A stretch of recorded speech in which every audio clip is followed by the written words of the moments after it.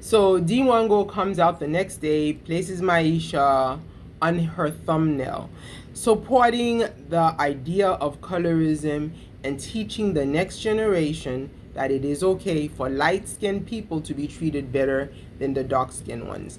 That the dark-skinned babies are the ones who are born miserable, who are born in a lower poverty. That's what they're teaching.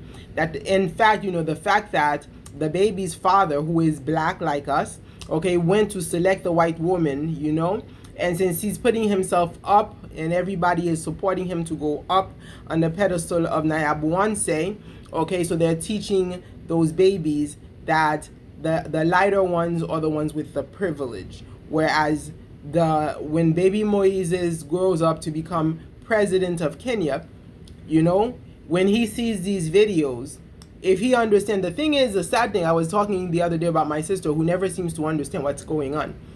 I saw it. I saw them giving the lighter skinned sister privilege over her. When she was even a teenager, heard my brother saying that her life was going to turn out bad because the other one was going to be the one who was going to have everything in life, whereas she didn't look like somebody who deserved it. My racist brother. I told you my brother's a colorist.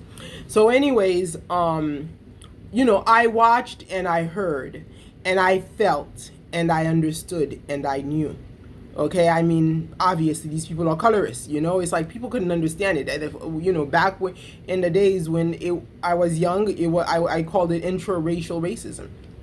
So imagine that Maisha is being taught that he's better than the other kids, okay, that he's better than little Moses, that little Moses cannot compare to him.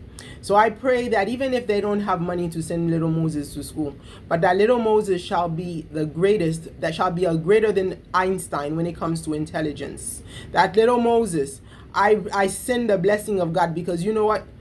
A lot of you people will see these things because she's also using that as emotional appeal for you guys to feel sorry for little Moses and start sending money to little Moses so she can shower her light-skinned baby Maisha with gifts, okay? Baby Maisha is innocent right now, but he's learning. He's learning. You see how he grabs for the camera? You know, little Maisha. Mitoto, okay? Grabbing for the camera all the time. Mitoto understands he have privilege of the camera, whereas those little babies do not have that privilege, okay? Mitoto is starting to realize that he owns horses after horses, now newborn horses, and he's the owner of it, like being a slave ownership, okay? Whereas these little babies are slaving after him. Their parents are working for the father. And instead of DEEMWANGO seeing all babies as the same, she is now belittling the black baby, showing that, you know what, instead of me cuddling the little baby who's crying, only Maisha does not have the right to cry, whereas I will cuddle that baby. Only Maisha. But that one needs to be quiet. He needs to be quiet on his own. So thank you so very much, Pat Meru, Pat M. Weru. I believe she's probably Kenyan, because Pat might be Kenyan because the last name, I'm not sure. Sorry, Fatty, if I'm sabotaging your name, because I don't have a clue about Swahili, except Mimi. I don't know, Mimi Nickelodeon. I think that's right. Mimi Nickelodeon. Okay. Other than that, my Swahili terrible. Karibu, Claudine Etienne against colorism. These two words I know. Okay. So Pat, explain to me.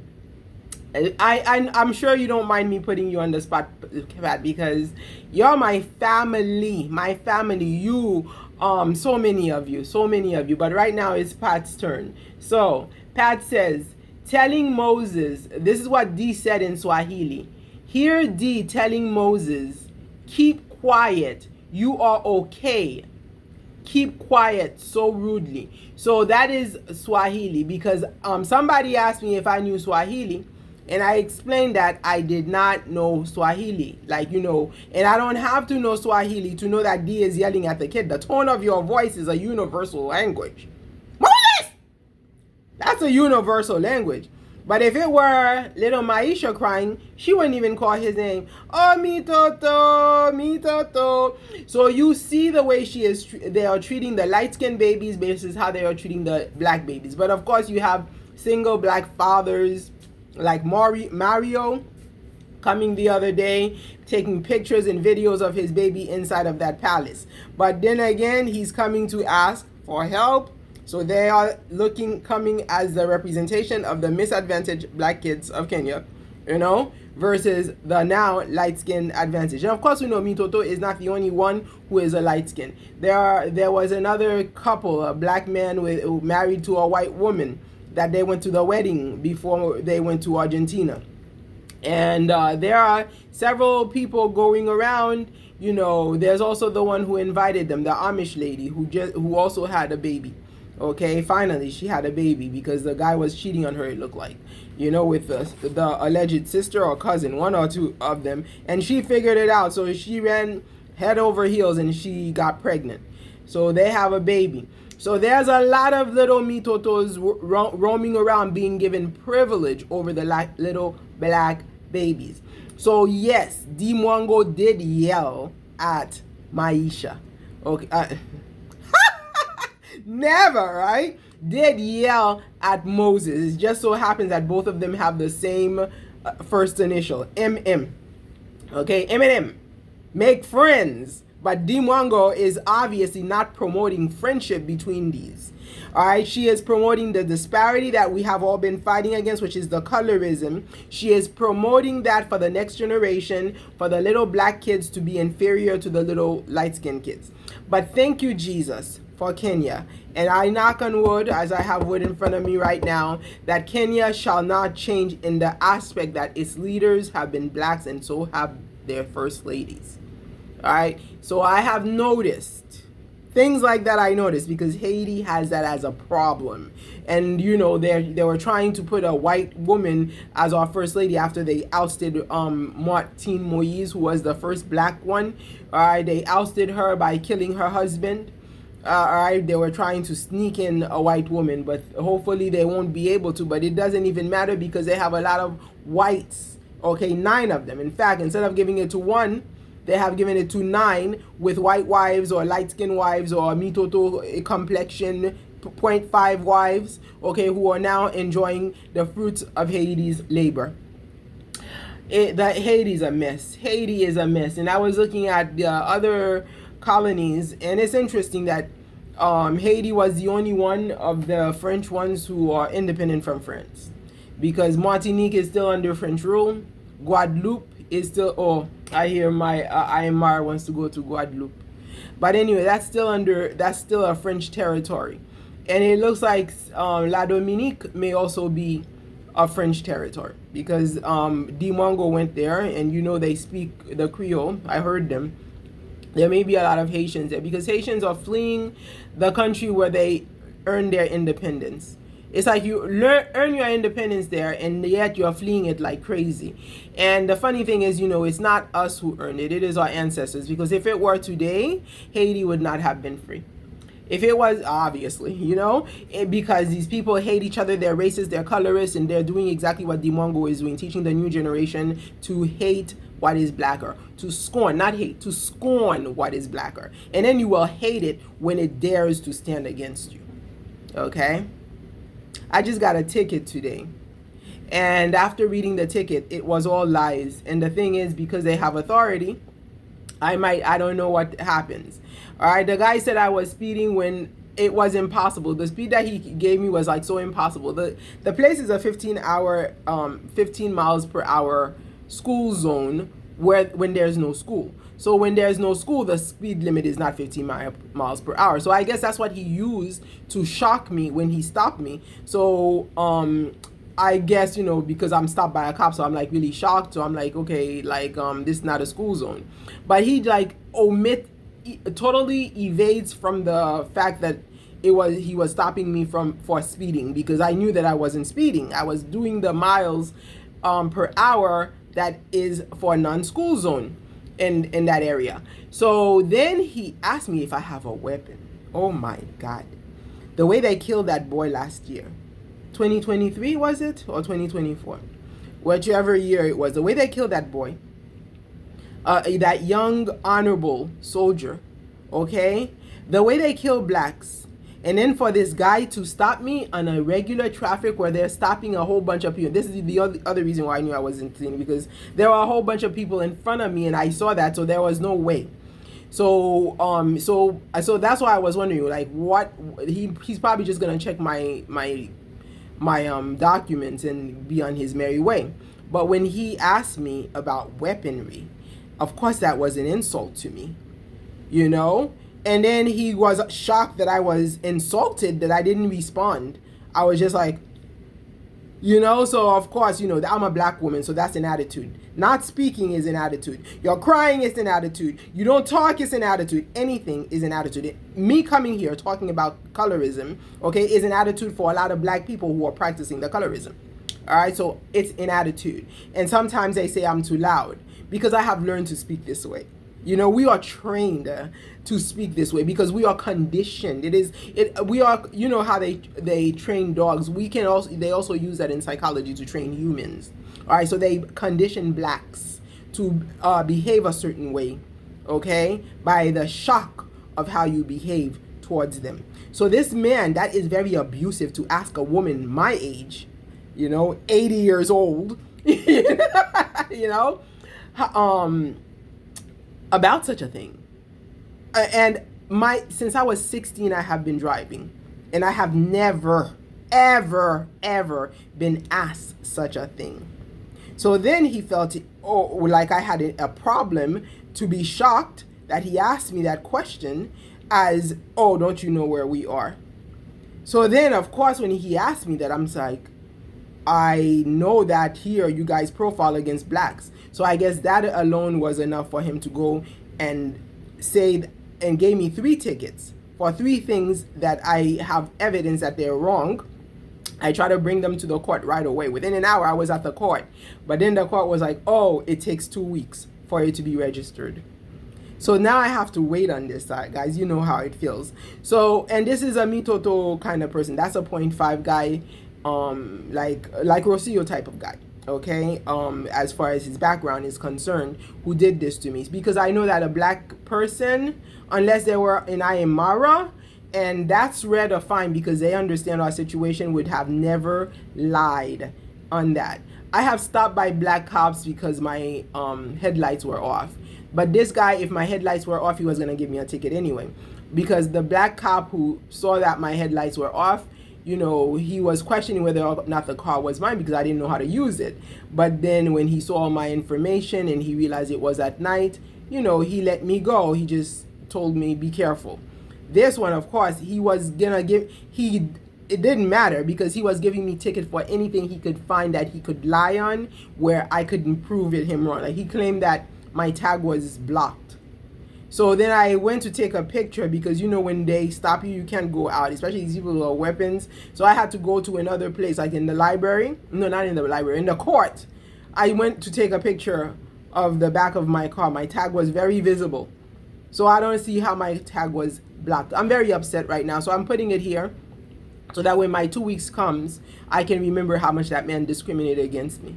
Okay, first he asked me if I had a weapon to, like, you know, basically that was like just to take me off guard so that I could forget, so then he can come up at the last minute after he finished insulting me and beating me with verbal assumptions. Okay, so that was battery right there. That's verbal battery. Asking a woman if she has weapons in the car because I'm black, so it doesn't matter. You could treat me like that. Okay.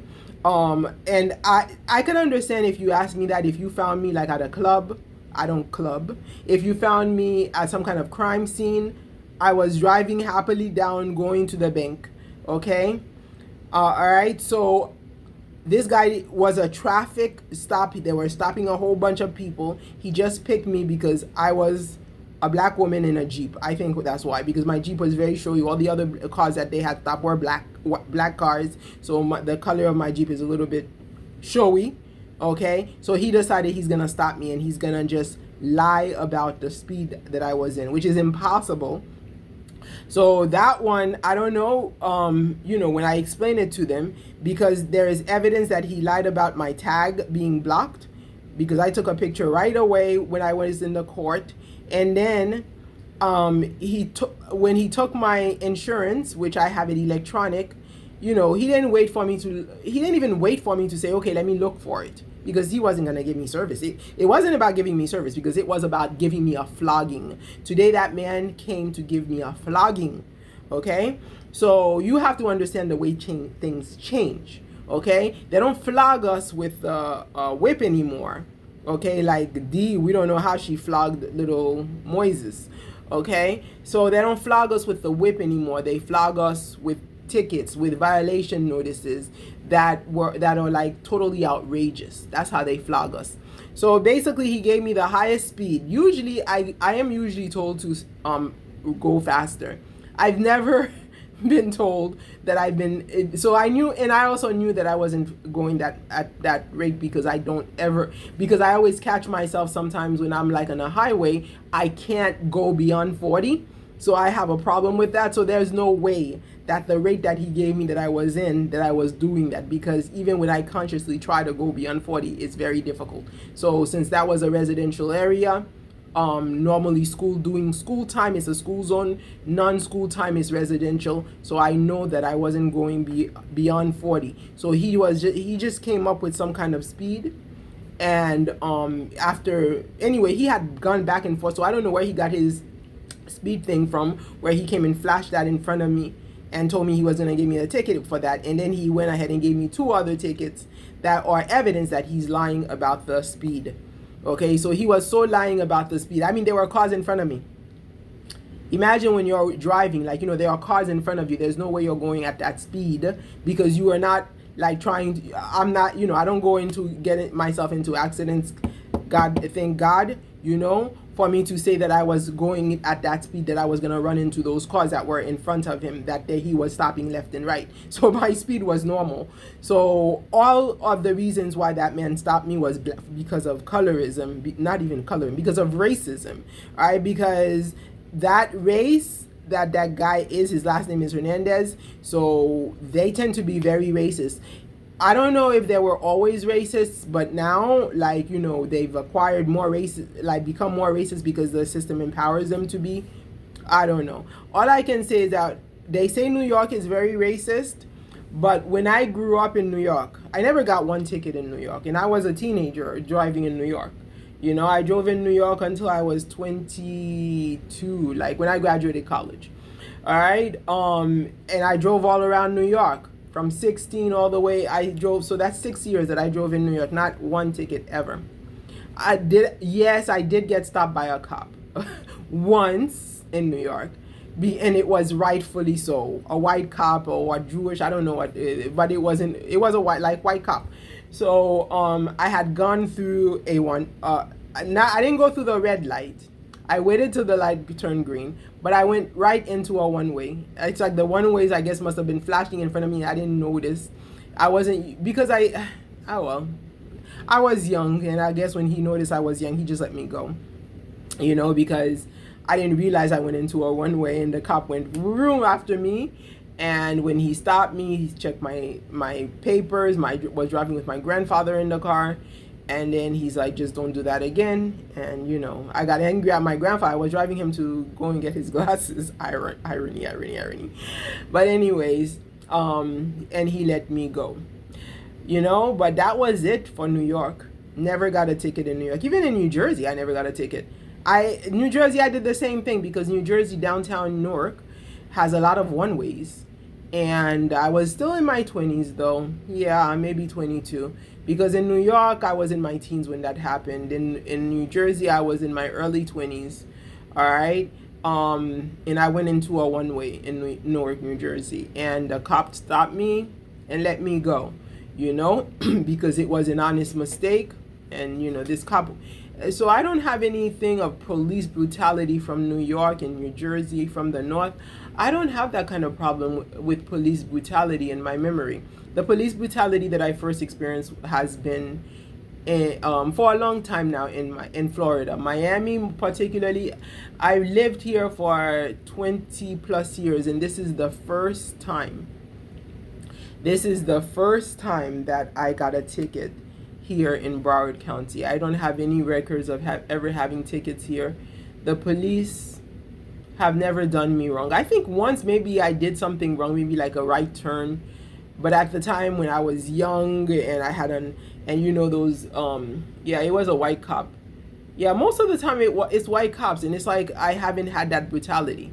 So this guy, he has a last name, you know, like the Rocio type of last name, you know, and this is, yeah, I think the brutality comes mostly from there, not from the white cops. Yeah, so I was stopped once here by a white cop years ago. I was very young then, and the cop, you know, just let me go. I may have been in wrong. Like when I'm in wrong, I will admit I'm in wrong, you know. But this time it was obviously I was not in wrong. That guy just didn't like me and wanted to show that he didn't like me, by asking me, by insulting me, asking me if I had a weapon. But anyway, I'm sorry for going on and on and on. But this is all about colorism, guys, and this is about black people in Kenya, particularly this time. This is DEEMWANGO teaching little babies to scorn people by color.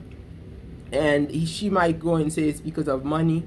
Maisha has money from the racist brother, that, you know, she can carry her racist brother's 0.5, and, you know, since the brother is the best friend, that's justification for her not to carry and thumbnail the sister's babies. But the reality is, whether or not it's the brother, sister, or whatever, she did this when, you know, I made a reaction on her not even carrying to console little Moses. So if there was anybody to thumbnail, it would have been little Moses, that she could have thumbnail, okay, because of the reaction that she may be abusing the child. And now the interpretation came clear to me that she was abusing the child, that she may have beaten the child, flogged and dashed, given the child a good dashing, you know. So in light of that, it would have been rational that if she is going to use the child like she did in the following video, that she would have thumbnailed him just like she thumbnailed Maisha, okay? But she showed you how her scorn for that child is so deep that she would actually go and thumbnail Maisha to put him on the pedestal while she keeps that little baby Moses underneath her shoe.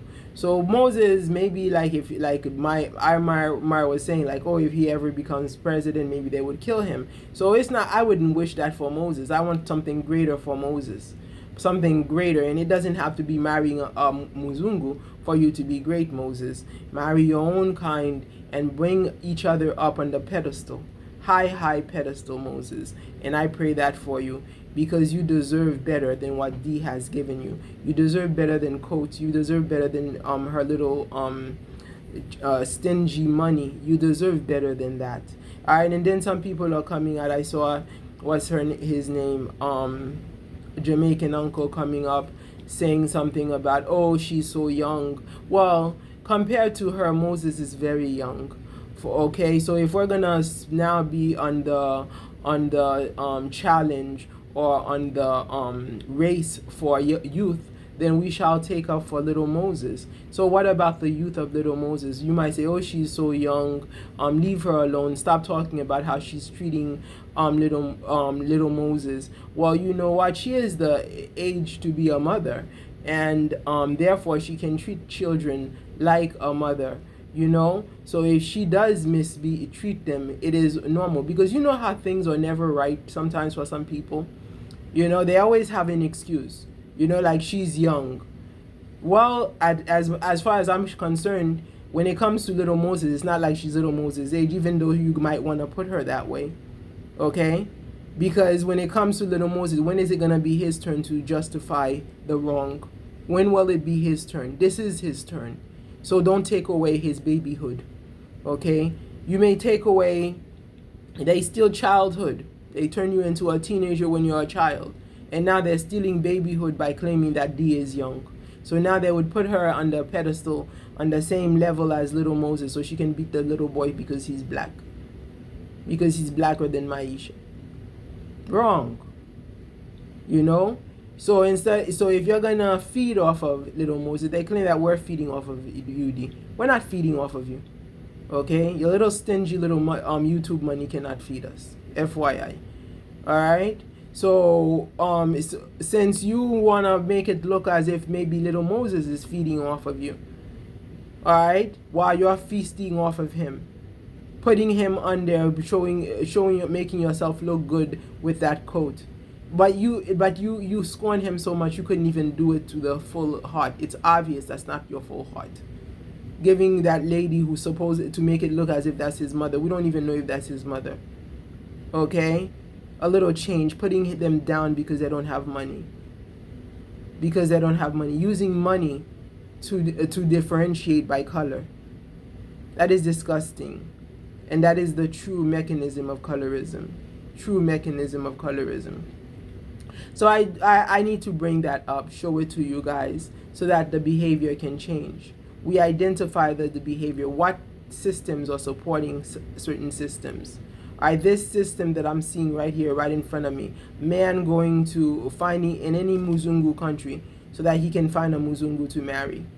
All right, saying, well, this is what I like. That's his justification. And then coming to abuse the little black babies, okay, right in front of our eyes, and then put a little 0.5 baby to justify your wrong. Okay, oh, they're both babies, so I could put one over the other. All right, because he's lighter skinned, because he's your of the what you are, because and then you can justify it as a family. You also have other babies in your family, and none of them have been in your thumbnail except for this one. All right, none of them have been in your thumbnail. But so my justification right now is the fact that you try to justify yourself by showing you giving some woman with a baby on her back money right in front of little Moses. But I am the voice of little Moses today. Stop wronging me, little Moses. And don't you tell me to shut myself up. Oh, you're okay, as it was interpreted by Ms. Pat. Okay? Keep quiet. You're okay. Okay, that's how they do to us.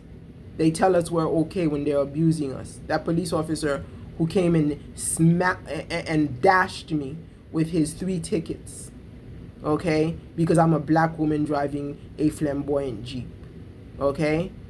This is the racism that I'm talking about here. We're being beaten and flogged everywhere. They can't stand us. If it was a black officer, he would have never done that. First of all, he wouldn't have stopped me because I wasn't speeding, okay? So there was nothing else for them to see. So then he claimed that my tag was blocked when it wasn't, because I couldn't go in the back. So whatever I can't see, he was accusing me of. Whatever cannot be proven, he accuses us of. They accuse us everywhere there's racism of whatever we cannot prove. So that whoever is on the judge point, if they are for black, then they can give us a smack. But if they know that the judge is somebody who's going to support them, there's nothing we can do. That's the way it is. That's the way the life is. And that's what DEEMWANGO and IMR is promoting right there in Kenya. Kenya, that won its independence in the 1960s, but I barely think that it was through revolution. It must have been some quiet peace party, because Kenya looks like they don't stand up against the Queen. And a lot of people try to tell me that Kenya was colonized. Kenya was colonized until the 1960s, for crying out loud. Kenya never had the guts to stand up before Muzungu. Didn't have the guts to stand up before Muzungu. Okay? And it continues. Today I just had a smash of a memory, of a remembrance of what I'm fighting for here. Let's all stand together. Fight against colorism. Thank you for watching Claudine Etienne against colorism, my family. Have a great day.